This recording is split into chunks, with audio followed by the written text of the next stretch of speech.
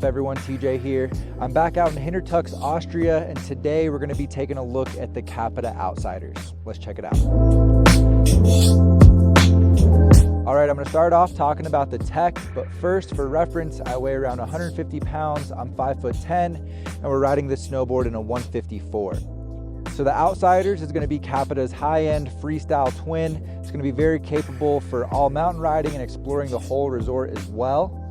It is a true twin snowboard and it's camber dominant. It runs CAPiTA's Park V1 profile, which is pretty much full positive camber, but right about 4 centimeters out from the contact points, it's gonna switch to a zero camber or flat camber, just to mellow that out a little bit, make it a little more predictable, give you a better platform for popping ollies, and still allowing you to maximize the tension that you're able to load up in this snowboard. And something new for 2023 you're gonna find in the Outsiders is CAPiTA's Aramid body armor is what they call it.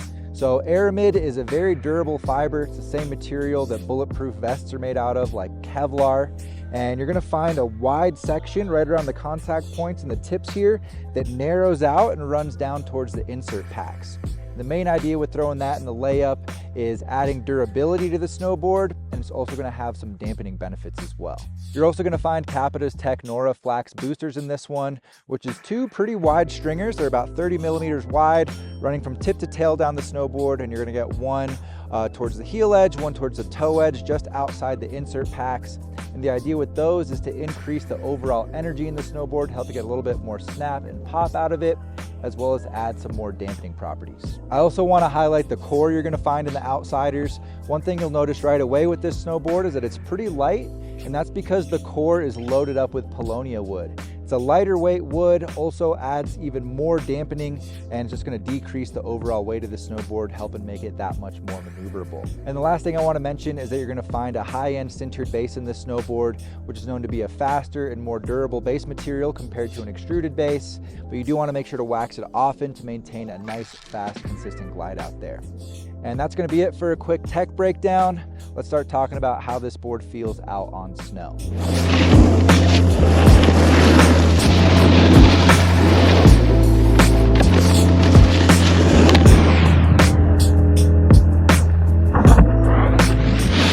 All right, let's start off talking about the flex. I'd say this board is definitely on the stiffer side of medium, both lengthwise and torsionally, and has a pretty consistent flex throughout the entire snowboard. So gonna fall more on the aggressive side of the spectrum and has a nice sturdy feel overall.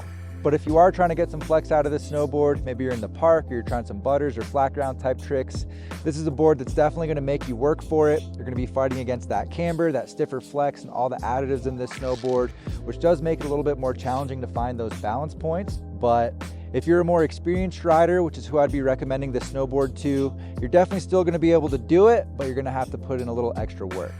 But on the flip side though, this is gonna be a very energetic and snappy snowboard with above average pop in my opinion. Pretty much any tension you're able to load up in this snowboard, it's gonna give right back.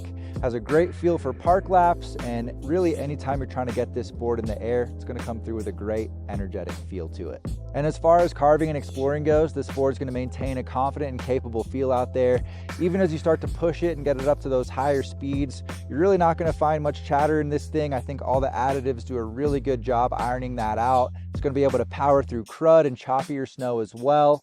The one limiting factor is probably the waist width. You know, this thing isn't a carving specialist, so it's not really gonna be conducive to super aggressive edge angles, but if you're out there cruising around the resort, this thing is definitely gonna hold you down, gonna have a nice stable feel to it, not gonna hold you back at all out there.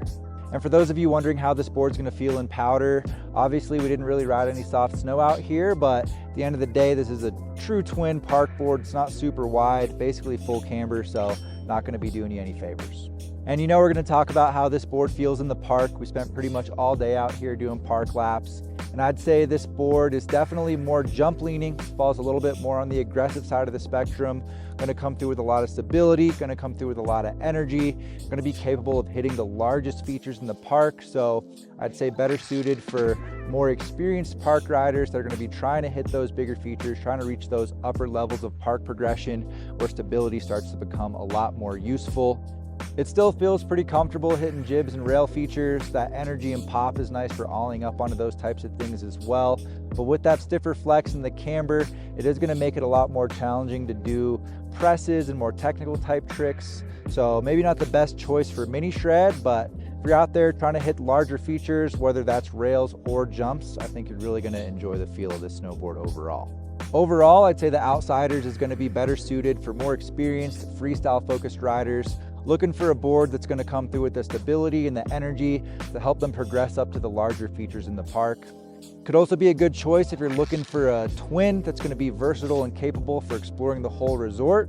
So if you're looking for something like that, consider the CAPiTA Outsiders. I'm gonna have this snowboard linked down in the description below if you wanna read a little bit more about it. And if you've had a chance to ride this snowboard, let us know what you think about it down in the comments. You can leave any questions for me down there as well. If you got some value out of this video, please drop a like, subscribe to the channel if you're new here. I appreciate all you guys. Thank you for watching these reviews, and I'll see you in a new one soon. Take care, everybody.